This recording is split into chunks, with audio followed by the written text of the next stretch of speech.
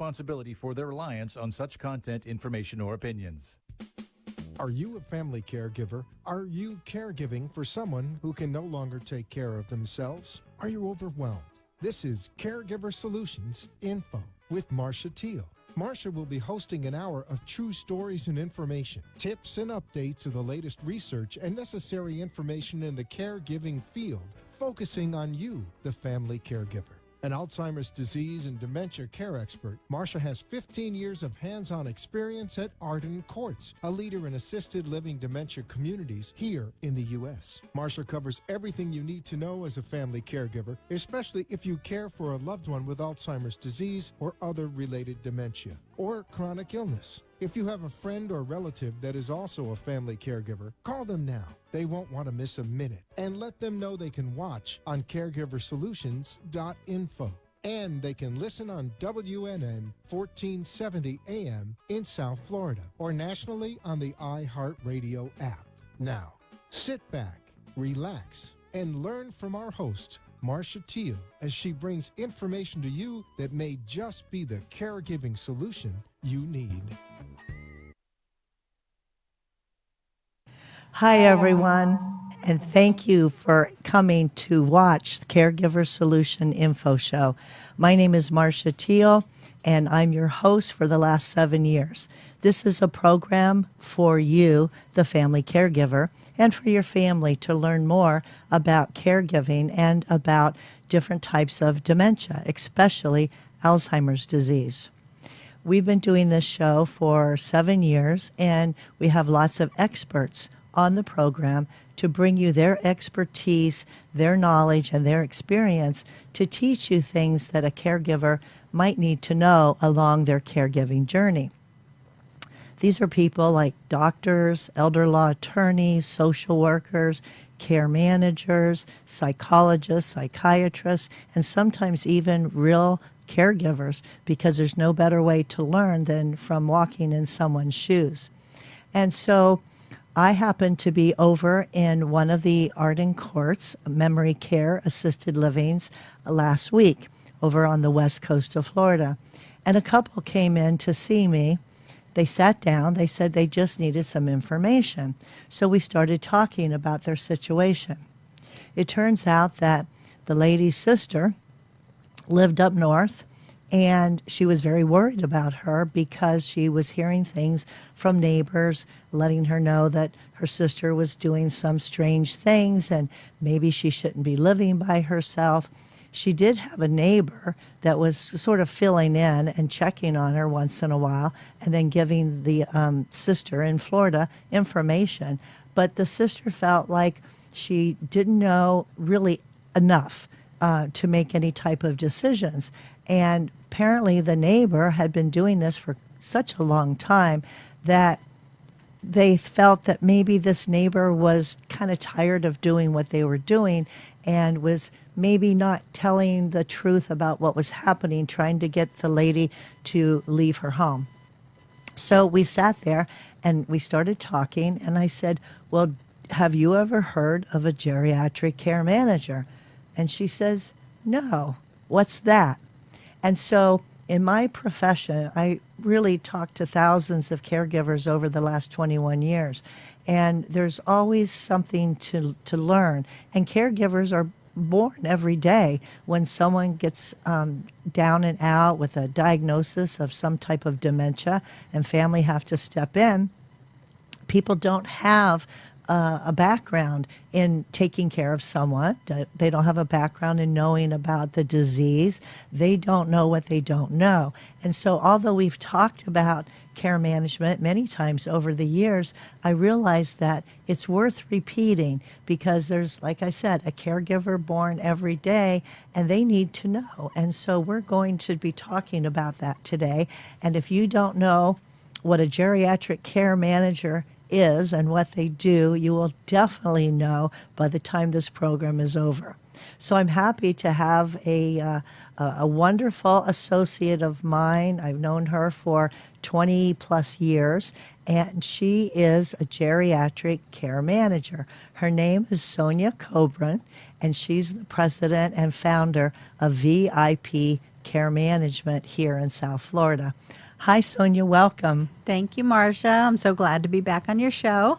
Yep, it's been about 3 years ago, I Yes. think, and we got a lot of great reviews, people that need to know this information. But here we are again. We're going to be repeating it because, again, there's so many people that need information all the time. Right. And so we're going to start at the beginning. I know that your care management team, they help people navigate through the issues of seniors and all the things that they need, and you service them here in Palm Beach County, Broward County, Martin County. That's right. For about 30 years. Yes. When you first founded VIP Care Management. So you have a lot of experience doing this, helping families, helping people that can't really help themselves.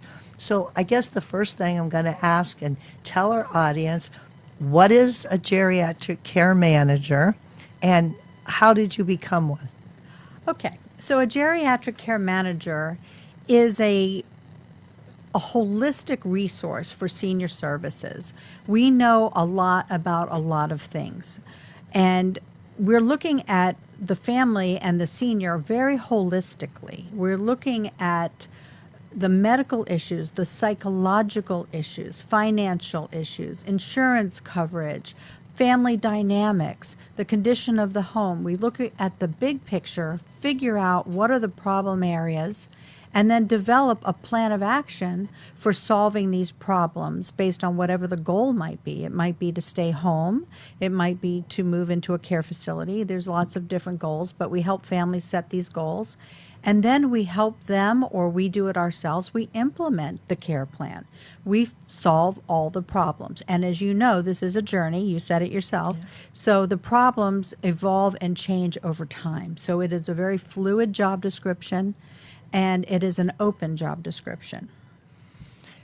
So in the case that I just explained about the example that I had last week with this family, I felt that they could really use the services of a care manager, but they didn't know about it. They didn't know what a care manager did. And basically, I explained to them, a care manager can be your eyes and ears. So right. When you're not there with your loved one, when they're not close by where you can pop in and check on them, a care manager can. That's one example of how care managers are used.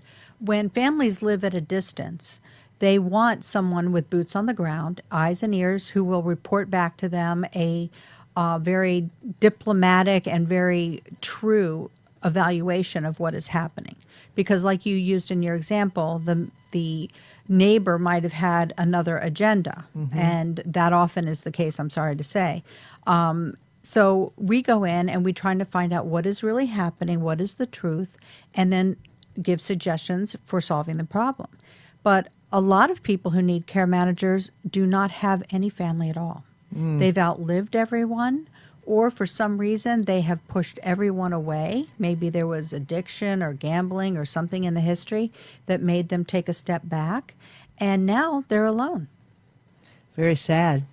It is sad. It's not only sad, it's very, it puts them in a precarious position of being open to exploitation or even just making very bad moves. So when families do come to the rescue or try to, they may have all the great intentions, but they truly have not been involved in the senior's life, and they're trying to play catch up and figure out, what's going on financially, what's going on medically. And we have the shortcuts for that because we've seen it so many times. So how did your journey start in care management? How does one become a care manager? Well, very reluctantly, I have to tell you that I was raised by my grandparents. My mother died when I was an infant, and I was taken in by my grandparents, who had amazing forethought. And in 1980, when I was graduating high school, my grandfather, who I called Dad, said to me, "Let me give you some money and you start a geriatric business because geriatrics are the future." This is 1980, okay?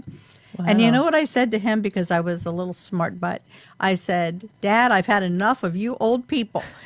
So I'm, 18 years old, and I was not thinking geriatrics. And I spent my whole career in dealing with juvenile delinquents and kids and things like that. never thought I had an interest in this. And then when I got married, I became a home health care coordinator, and I started to really see the senior issues. And I met a geriatric care manager, and I took her to lunch, and I thought, I want to do this. Plus, I had a master's degree in psychology, so I knew I had the equipment for it.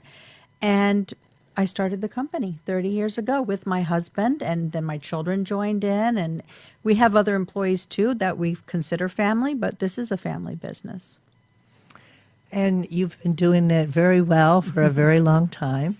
And care managers are, like I said, they are almost an extended part of a family. They sometimes, act like a family member, but not with the issues that family members have. That's right. You can look at things more objectively, right? Right. We can function like the sister who knows everything about the topic. So you may have very capable, educated, smart, willing, loving children who want to step in. They just don't know what to do. So we are their guide.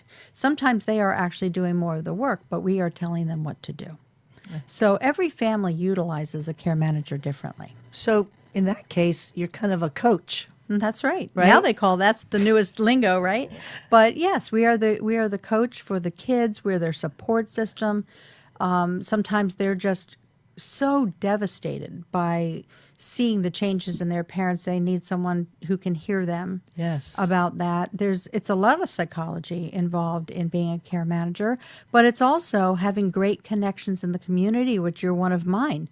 I mean, you cannot do this all by yourself. They say it takes a village to raise a child. Well, it really takes a village to handle a senior too. Or it takes a team, because if you're the coach, you've got your team, right, with different disciplines on your team to help you to facilitate the end result of what you're going for to get the goal, right? Exactly. I'm putting together a football analogy, but Right. but you have a goal and you have your team and you're coaching, everyone what they need to do, how they need to do it, what play to make, so to speak, right? And of course, we have to take finances into consideration, because really, nursing homes are costing upwards of $13,000 a month. So unless you're super wealthy and you want to just write a check every month, there's government benefits that you also need to learn about, such as Medicaid and veteran benefits and yes, PACE and we're going to get into that in a little bit. Another specialty of ours. So you do have to really have a wide range of knowledge in order to help all the people out there that, they're going to come to your door, really. That's true. Yeah. Well, this is awesome.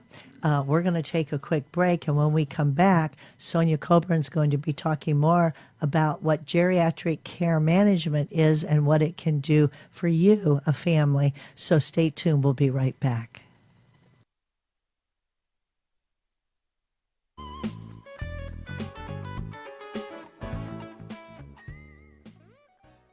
Arden Court's Memory Care Community has the expertise and experience to simplify and enhance your loved one's life and to protect you, finding the peace of mind you deserve.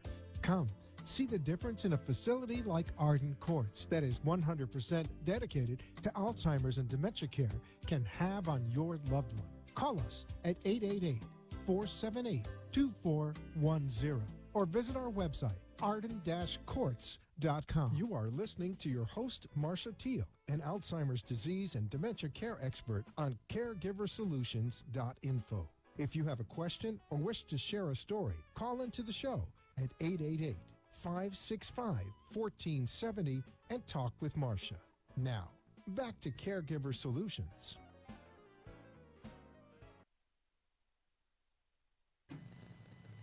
Welcome back to Caregiver Solutions Info Show. I'm your host, Marcia Teele, and I'm here with Sonia Coburn. Sonia is a geriatric care manager with VIP Care Management that she started about 30 years ago. So she has lots of experience and expertise in this field, and we're talking about what a care manager is and what they can do for families. And so we talked about, Sonia, you're the eyes and ears, you're the coach, you help families to kind of tie things up, unravel the problems, and then put it all back together in a neat little package for the end result to help people that need your help as far as life plans and really helping people to have a better quality of life. That's the bottom And line. So if people are listening to this right from the get-go, I would imagine a lot of people who don't know what a care manager is, as in last week when I ran into a nice family that they had no idea what a care manager was. What would you say is the best way for someone, no matter where they lived? You're here in South Florida, but people are listening to us from all over. Right. What would you say is the best way for someone to find a care manager, to find a good one, and how would they go about that? Well, there is a website called www.caremanager.org, and that actually funnels you into the Aging Resource Center, and there will be people listed as care managers. Now, if they have a home health care address, then they are not the type of care manager that we are, but if they are just plain geriatric care management, then they are holistic and they're able to solve most problems. Whereas care management has become sort of a perverted, overused, genericized term. It is supposed to be about what we're talking about, which is assessing clients, coming up with plans, and helping them. But unfortunately, insurance companies and home care companies are calling everybody a care manager, and they don't really help do the things that we do. And they may not have the credentials or the experience either. Well, experience is hard to get. There's no school that you can go to for this. This is the school of hard knocks. Yeah. And you learn by meeting these families and solving the problems along the way. That's why being a 30-year-old company is such a value, because we have 30 years times all the staff of, seeing so many services, so many scenarios play out, and what their end results are, and how we, successfully solve problems for them. So if someone went to that particular website and saw a listing of geriatric care managers, what are some of the things that maybe they should look for before they just eeny, meeny, miny, mo and pick one? Are there certain questions that families should ask? What would be important for a care manager to know about a certain situation before they would accept a case, so to speak? Okay, so a geriatric care manager should actually have an office close to your home or close to the client. Local knowledge of local resources is one of the most important parts of helping a family.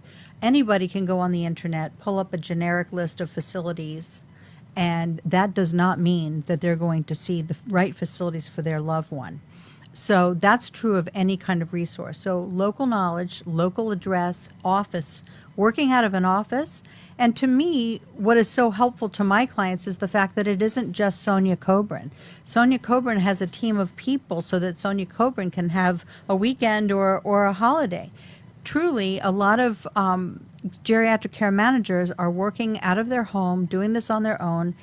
The clients are only limited to the knowledge of that one person, not a team of people problem solving on their behalf. So I think that's a very important thing to ask. How long someone has been in business, their background educationally too, and just trying to figure out what it is you think you want this care manager to do. There are some that are nurses. If you're trying to turn your house into a hospital for your husband and you're bringing in all the equipment and all the services, you want an RN, geriatric care manager. That's not me. I admit that up front. I am more of a lifestyle manager and a government benefits care manager, and I'll manage people at home or in facilities. But if they're needing high medical need, they need a care manager with that background.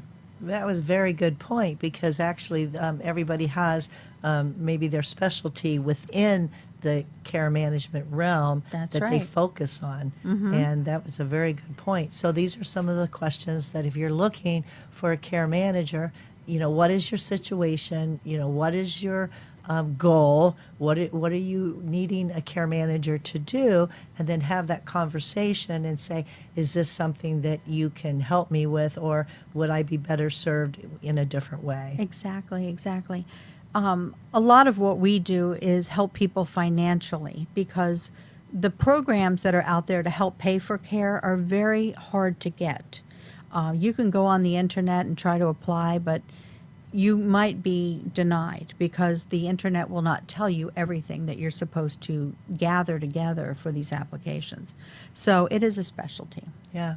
So let's talk a little bit about that. That was a great segue into the next section, because part of what you do, besides, assessing the situation and getting maybe in the home what a family would need, whether it be home health or, some kind of help with the house itself. I mean, if you see a house that's all run down and falling apart, you're going to, try to make it a better living situation and get whatever needs to be done. And a lot of care managers don't have that ability. We have a real estate division of our company, and we have I'll tell you about a really cool story. Sure.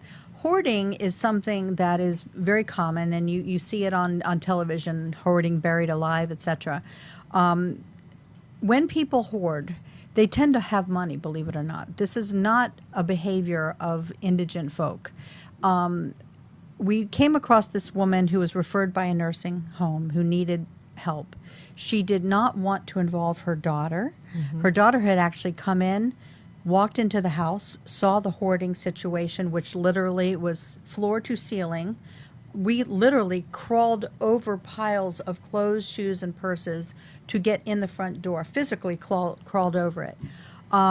And all throughout the house, that's what the house was like. There were rats everywhere. The daughter threw up her hands, told the the nursing home administrator, "I'm done. I am not walking in that house, and good luck." And she left.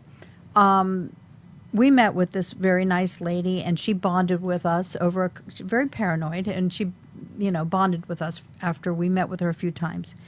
And we told her, listen, you can't go home. We have to get this house. The health department is actually after her. The homeowners association is after her because the rats from her apartment were going everywhere. So she didn't believe that there were rats. We showed her pictures, etc. She said, okay, I will let you help me, but I have a lot of money in the house, and I don't want just anybody going in there. She had not gone to the bank in years. I mean, she cashed her check, and she was stockpiling cash. She didn't know where it was. But when she first said that, because she was a little paranoid and a little strange, we don't know. You don't know if she's telling you the truth or not at that point, right? Or if it's already been stolen, So in a case like that, we called in junk haulers. First, we get rid of the garbage, and we could not leave them there alone. So our care managers, myself because and what Linda, if they found something, right? Is that why you couldn't leave them alone? In case they found something. So we had to go through every pocket, every sock, every purse, everything. And we did, and we found a sock in a purse under some papers with $78,000 in cash. Say that again. $78,000 in cash in one purse. Not to mention the gold and all of that. Then, after we got the layers of garbage out of there were two giant statues, bronze statues. I looked them up with the artist. What are they worth? $9,000 each. Wow. This woman had taste, okay? She had over 200 purses. Some were Louis Vuitton and Gucci fakes, and some were real. And so, of course, we have buyers for all of those things. And that's what we do, is we put all the money together, we put it in a trust, and then she's got, thankfully, we're selling the home too. She'll have enough money to live out her days without ever going on government pension and, government benefits like Medicaid, and she'll be fine. And we're her care manager taking care of it. And her daughter is very happy. We did speak with her daughter, and she's like, thank God. So the daughter washed her hands of the situation initially, right? Mm-hmm. And let's assume that this woman didn't have a daughter. Right. Okay? And here she was, like, living in all of this trash, basically hoarding everything, rat infested, being kind of a loner, right? Never went out to the bank. What would have happened in this situation if there was no care manager to deal with this? What would have happened to her? a lot of times the homeowners associations are the ones that get stuck with situations like this because nobody comes to the rescue. Nobody makes the house saleable to bring in a good tenant or a good buyer. And the person just lives in the nursing home, and a social worker would have gotten her on Medicaid easily because she had no money in the bank. She looked like she was broke. So it would have worked out for her. She would have been safe personally, but her assets gone because eventually the homeowners association would have foreclosed, and then they would just throw everything away, and that purse of $78,000 would be in a garbage can someplace. Wow. Yeah. Wow, amazing Oh. stories. I'm sure you have another one I'd love to hear because this is real life. I No, mean, this it is. happens. This is not something that, is a once in a blue moon type of thing with you all because you've been doing this over 30 years. And I want to hear another one, but first we're going to take a quick break and we're going to be giving away a free book called The 36-Hour Day. And if you don't have this book and you're a family caregiver, you want to get a piece of paper and a pen ready. When we come back from commercial break, I'm going to tell you how you can get it absolutely free. So stay with us. We'll be right back.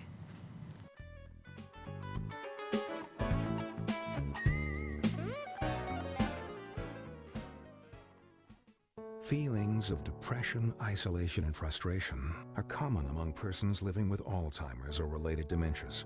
It's common among those who care for them, too. It takes a lot of patience and courage. It also takes knowing when you can no longer do it alone. At Arden Courts, memory care is all we do. Talk to us. We know. We understand. We can help. Don't let guilt keep you from making the right decision.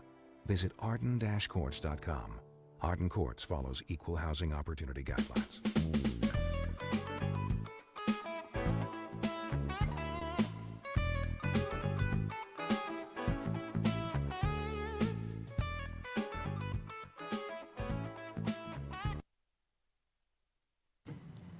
Welcome back to Caregiver Solutions Info Show. I'm your host, Marcia Teele, and I'd like to take this opportunity now to tell you about our national sponsor, Arden Courts Memory Care. Arden Courts Memory Care has about 50 memory care assisted livings throughout the United States. And what they do is take care of people that really need more help than what some caregivers can even do at home. And not only do they care for people that have memory loss, they care for the caregiver too. And as such, they are a great resource to help you in whatever aspect that you need, whether you're still at home or even if you do have a loved one that is actually a resident of Arden Courts. Today, because you're listening to this program, I'd like to offer you this free book. It's called the 36-Hour Day book, and it's a wonderful resource for family caregivers. It talks about all kinds of challenges that caregivers have, but not only that, it has the solutions to those challenges. Lots of tips, a lot of information, definitions, talks about the different types of dementia, Alzheimer's being the most prevalent one, but a lot of other different types also. So if you don't have this book and you would love to have it as a resource, all you have to do is ask for it by sending an email to delray@arden-courts.com. Again, just send an email. Put your name, address, and telephone number in that email saying that you would like the free 36-Hour Day book that you heard about on the Caregiver Solution Info Show, and send that email to delray@arden, ARDEN, -courts, COURTS.com, and they'll be happy to mail that right to you.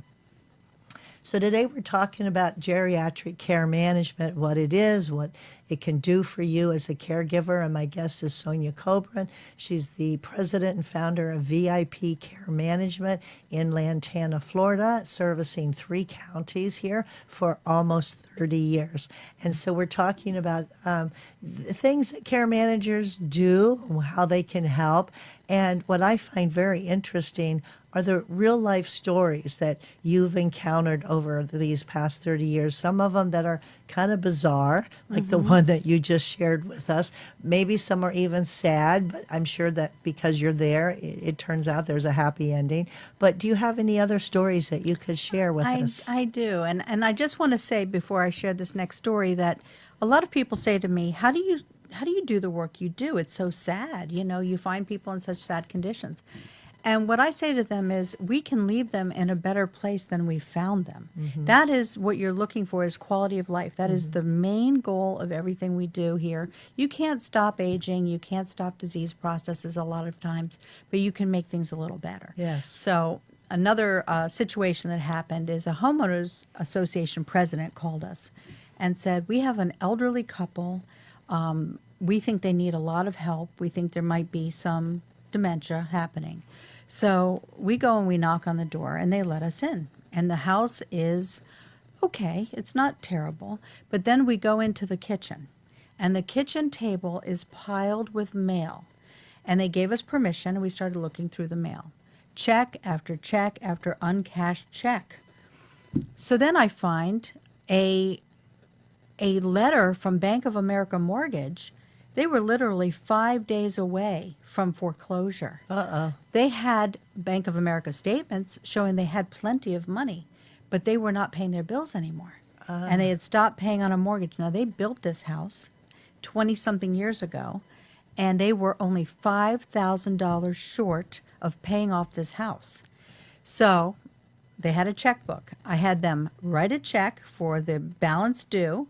We ran to the local branch of Bank of America, paid the bill, and saved the house all in one day. That happened. Okay. So these kinds of, and then of course, there was a lot of money that had to be marshaled, as we call it. In other words, gathered and managed. And my husband ended up becoming the legal guardian for this couple because the dementia was quite large. It was pretty intense. And what was the average age, would you say, of this couple? I would say, if I can remember, it's probably about mid-80s. And the average age of our clients is 83. And that's sort of typical for the average age of someone going into assisted living or nursing home, maybe a little bit younger these days. Yeah. My guess is that in the future, because now that rents and expenses have gone so high with inflation, that people are going to be looking to senior care communities a few years earlier, because the cost of living is mitigated when you have communal living. So I think we're going to start to see our population get younger. You know what I find interesting about the story you just shared? In my experience, and tell me if this is the same with you, you don't usually have a husband and wife that have dementia at the same time. Yeah. I mean, it's the one or the other, Exactly. and then one becomes a caregiver for the other, and that other person can learn to pay the bills or continue to pay the bills. But it's more rare, I think, that both have dementia to that degree at the same time, where think you're now right. everything is just falling apart. I agree. I see that too. But, losing track of paying bills is one of the early signs. Losing track of the mail, not being able to understand the mail that's coming in, and so you just stop reading it. And that happens an awful lot. We received a referral from the Veterans Administration Hospital, the VA hospital in West Palm Beach.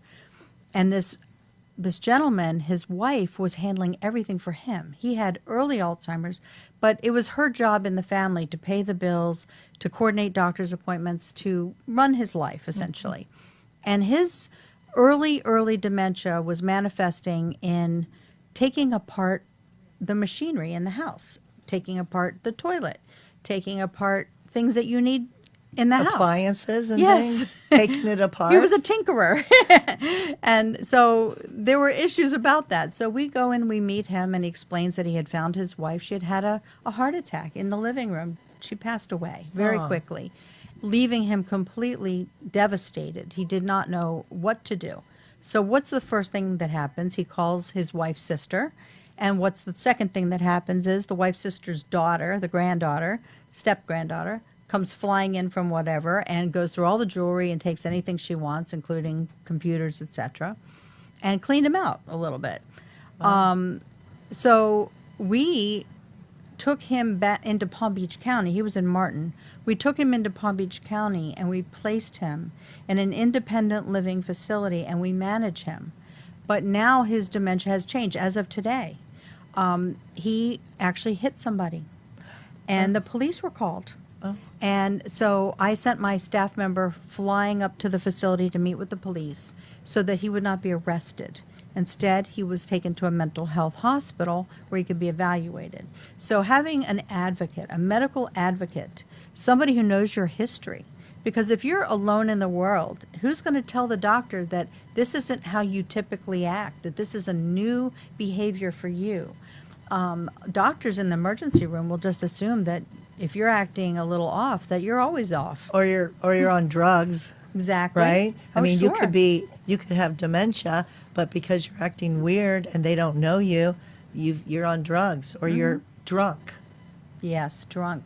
And then some of them are drinking because they're self-medicating from all of their depression and anxiety. So we deal with all of that. I mean, today I got a call that one of my clients was drinking hand sanitizer because she wants alcohol so badly. So now we're going to have to do an intervention.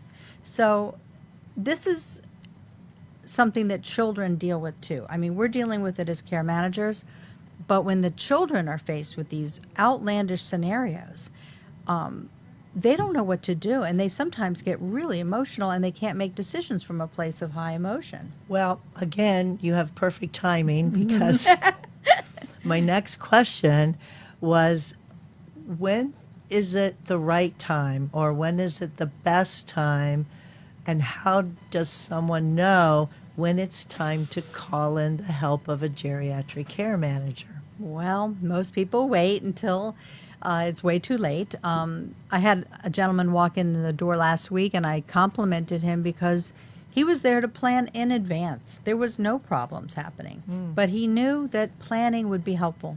And it's a luxury for me when I get to plan from that place where I say, this might happen, that might happen, this is how we'll handle it. Most of the time, there's a crisis, and that's when we get involved. And families, if they could think about, these are difficult decisions to have, though. I mean, conversations to have. A lot of our seniors, they don't want to talk about it. They feel like it might all bring it on.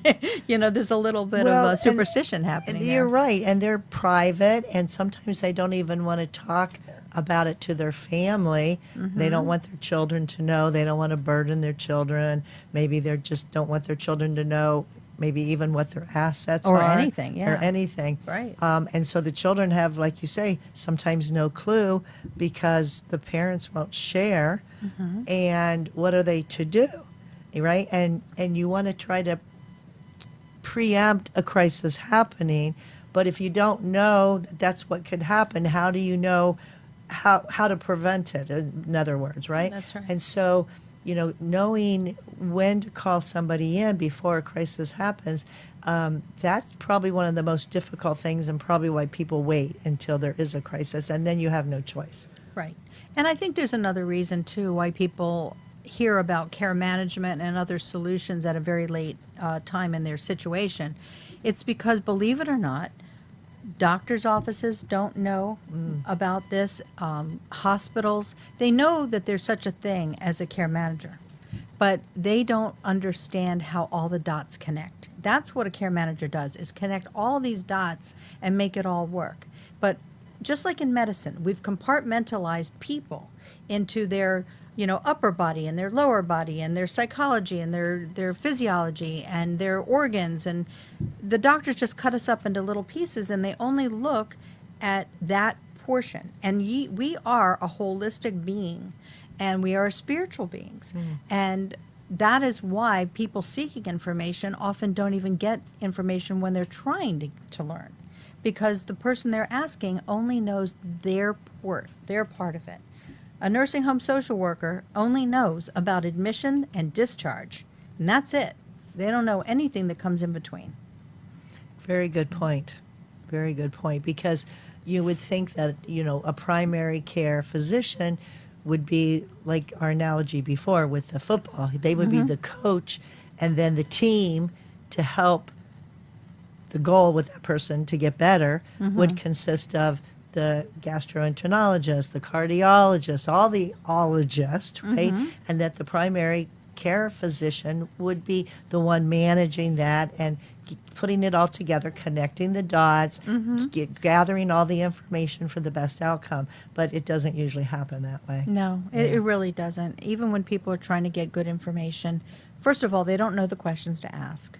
And then they don't, get the whole picture. And especially when it comes to government benefits, because it changes a lot, people are getting old information. And then it's also different in Florida than it is anywhere else. So then someone from New York trying to help their friend in Florida is giving them completely erroneous information. So that is why a care manager is so important, because they have the local knowledge, they have the holistic information, and they don't have a dog in this fight. Yes. We don't have any financial gain from any solution that a family might choose.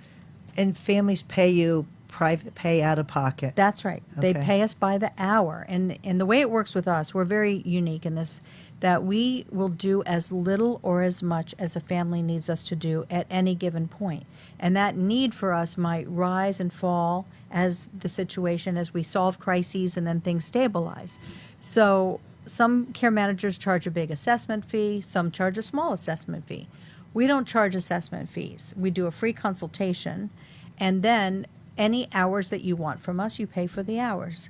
And I always tell families, think about this like a business. Stop being so emotional. Think about it as, what hats are you able to wear? Let's say you're a finance person. Okay, you be the bill payer. You be the one that looks over the bills. But if you're not that person, then someone else needs to wear that hat, because that job has to get done. Right. So you'll see this with families. You'll see, like, the son is in charge of the money and the daughter's in charge of the health care. And that's smart. That's really smart, to divide up according to people's abilities.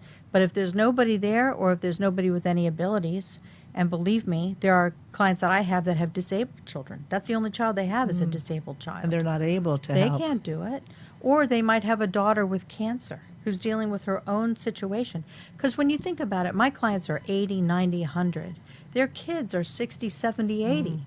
They've got their own thing going on. Yeah, they do. They have their own problems. They have their own children, and their grandchildren. And people are busy, and you don't know what you don't know, right? And what you don't know will cost you. Yes. Making a mistake will cost you minimum $5,000 to $10,000. Which is a good point to bring up when you're talking about that you help also with finances and coordinating benefits. And one of the things I know that you do is when there's a situation with a veteran that maybe doesn't have a lot of money, so you're talking about VA benefits, but also maybe Medicaid assistance. Absolutely. And so you have to coordinate that, because like you said earlier in the show, you can try it on your own, but you make one little mistake and it's going to cost you big time, or it's going to cost you maybe not so much monetarily, but it'll cost you in time, where, oh, well, we just got rejected because we forgot to dot an I or cross a T, not knowing, or left something blank that we shouldn't have left blank. Right. And so it gets kicked back, and now a family's efforts to try to get certain benefits are going to be waylaid because they just didn't know, how to do it properly. The truth is, as far as Medicaid goes, you could go on the website and it'll tell you need, let's say, 10 items to submit with your application. But they're so generically worded, like proof of income. Well, what do you think DCF, Medicaid, considers proof of income? It could be a lot of things. I was going to say my last tax return. No, they don't care about that. They don't? No. Okay. So, understanding the definition of terms and what they're actually looking for, that's our job. So what we do is we look at the financial situation, we advise the person, if they can qualify or not. And sometimes they need the help of an elder law attorney to get eligible. So we can, together with an elder law attorney, we can make somebody eligible who isn't. And we're so lucky in Florida. People have no clue that being married in Florida, as far as Medicaid concerned, is amazing, because you can actually do something called an interspousal transfer, where you can transfer all of your money that, if you're sick, to a well spouse, and Medicaid will not count that money. But is that a new rule? No, I've been doing it since 1993. Wow. And, why don't you hear about this? Right. Because the way it's done is through DCF paperwork, not legal documents. So lawyers don't make money on that idea. So they get them into other ideas. You have to understand that the biggest one, in my opinion, one of the biggest obstacles that seniors and their families face is the hidden agendas, that they don't understand that everybody has an agenda. Hospices have an agenda.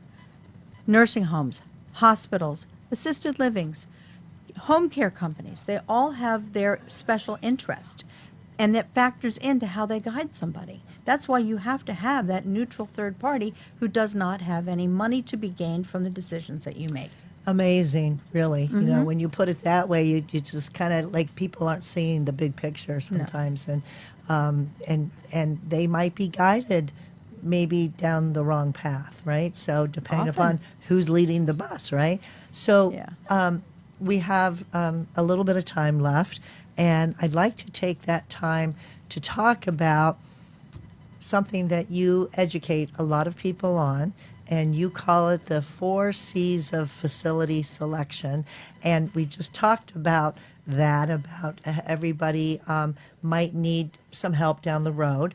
And a lot of times this starts with home health and, you know, a care manager getting in home health. Maybe someone would be best served if they went to a day center, which you would help get them into a daycare center for some stimulation, some social time, those kinds of things. Very important. And then eventually they may need to go into another place to live, whether it's an independent living, like you just mentioned, that one gentleman, or assisted living when they need more help, or memory care, right? Or a nursing home. Or a nursing home. And I always said that teaching people that as, it's like stair steps, right? As you need more care, the price goes up. So, you know, you need more assistance and you're going to pay more. And ultimately, like you mentioned earlier, the cost of nursing homes now, $14,000 a month. A friend of mine was looking at a nursing home just this week for her 104-year-old mother. Wow. And she called around, and the one that she thought that she would choose, first of all, had a waiting list. And second of all, it was $14,000 a month. Yeah. And she said, how are people supposed to afford this, right? And Medicaid. Yeah. But, you know, the thing of it is people don't know, even with facilities, where to go, when to go, how do you know which one? So you have the 4 C's of facility selection. Yes. So would you care to go through that kind of briefly and tell us Yes. what those are? And I'd like to point out with the inflation that has happened, which also hit healthcare, it is now just as expensive to have round-the-clock care at home than it is to be in a nursing home. Yes. Okay? So we are now in a different kind of analysis. So what do I guide a family through? I call it the 4 C's because you really have to be very methodical in the way you think through. A hospital will give you a list of facilities, and you don't know one from the other, and it means nothing. Right. Because every facility has their abilities and their weaknesses that it just make them not right for you. So first 2 C's are non-negotiable. Care. You cannot go for less care than what you need. All right. So if you're looking for, let's say, an assisted living facility, there are some that are really good and really want people who have a lot of medical issues. Maybe you're in a wheelchair, or maybe you need insulin injections, and they can handle it. There are other assisted livings, they won't tell you this, but they want people that are super healthy, and they don't want anybody in a wheelchair, and they don't want anybody in a walker.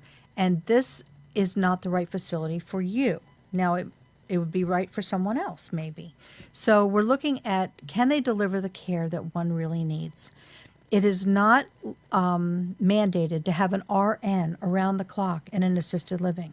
The ones that do are the ones that are looking to help people that have a higher medical need. And they might have accelerated licenses, like a limited mental health license or an extended congregate care license. Care, first place. Cost. You can't change what you can afford, right? You can negotiate maybe a little bit, but in the summertime, but not in the wintertime when everyone is here. So you have to know which ones are in your price point. And it always makes me laugh when people call and they name out all these, the top tier of assisted livings in this community that charge a big equity just to walk in the door. And they want that one, but they have a $2,000 a month income. So they don't know the difference. And we have to educate them about what is the true and real cost. Then comes community. And by community, I mean locale. Where do you need to be close to? Do you need to be close to a doctor, a dialysis center, a child, friends and family, a synagogue, whatever it is that's going to make your life feel more, the same as much as it can? You want to be in the right community. And then comes culture.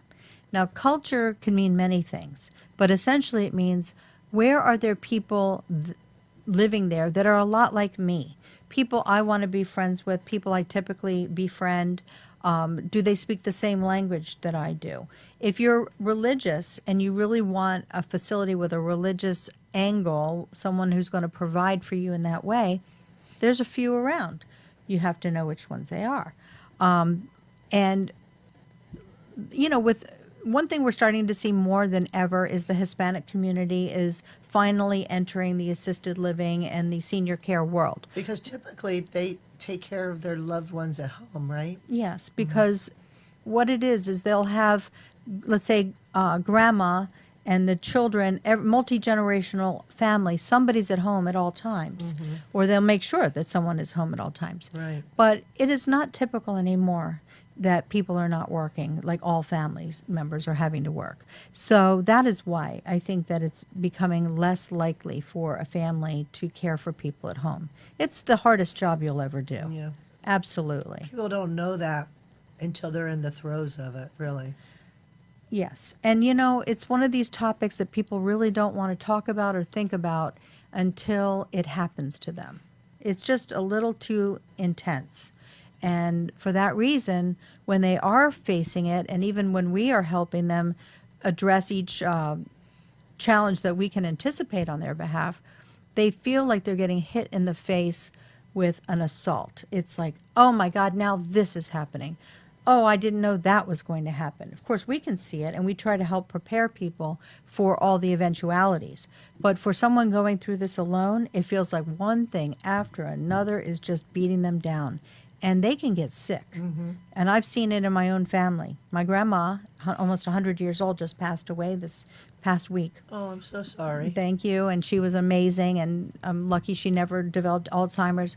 But her son and his wife were the primary caregivers. And by the time she left this world, they were so beat up and so tired that it's just a hard thing to do. It's a wonderful thing to do, and it's the hardest thing you'll ever do. It's rewarding, but it really takes a lot out of you, and overwhelming and exhausting. And so we tell people, it's a good thing, but don't be a martyr to do it, because you're at risk of your own life not having quality. And Well, I don't know if the statistic is still there, but they used to say that 60% of all caregivers passed away before the one they were caring for. And I cannot tell you how many times I've met with daughters especially that have spent their own retirement taking care of their mother, and now they have nothing. nothing. And you really have to understand that if you stop working to take care of another person, that reduces your income. And when it's time for you to get Social Security, you get less. That's right. Because you didn't earn enough. And those are the little things that people don't think about in the moment. No. So, Sonia, this has been wonderful, educational, so Thank you. helpful to so many people, I'm sure, to learning about what a geriatric care manager is, what they can do, how they can help. If someone's listening to you and talking today about what you do and they'd like to contact you, can they do that, and how? Yes, they can call my office at 561-588-5151. That's 561-588-5151. We will do free consultations, so please get the education that you need. And if you want to retain us and hire us, you're welcome to do that, and we'll help you as little or as much as you like. And we're here and we've been here for a long, long time, and we're not going anywhere. So we're always here as a resource for you. Well, thank you again. Apologize for the coughing. I have laryngitis, but the show must go on. And I want to thank you for being here tonight. It was super, super good. Thank you. And if you all want to call VIP Care Management, talk to Sonia or one of her team members, again, the phone number is 561-588-5151. And don't forget to get your free 36-hour day book. Send an email to delray@arden-courts.com. And we will be back next week with another show for you on Caregiver Solutions Info Show. Until then, take care of yourself and stay well, and we'll see you next time. Thank you. Thank you.